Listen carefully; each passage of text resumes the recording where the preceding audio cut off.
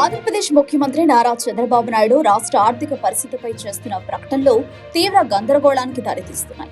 రాష్ట్రం ఆర్థికంగా సుడిగుండంలో చిక్కుకుందని, ఖజానా ఖాళీగా ఉందని, కేంద్రం అప్పులు ఇవ్వడం లేదని ఆయన ఒకవైపు చెబుతున్నారు.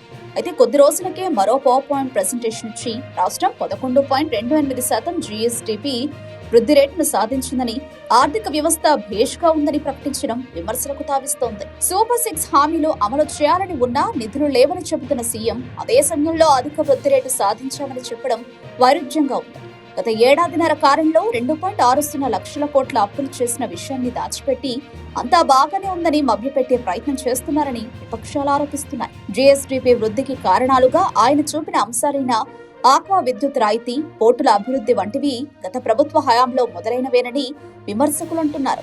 ఈ నేపథ్యంలోనే మాజీ ముఖ్యమంత్రి వైఎస్ జగన్మోహన్ రెడ్డి స్పందిస్తూ చంద్రబాబు నాయుడు అంకెల గారడీ చేస్తున్నారని, ప్రజలను మోసం చేసేందుకే సొంత లెక్కలు చెప్తున్నారని విమర్శించారు.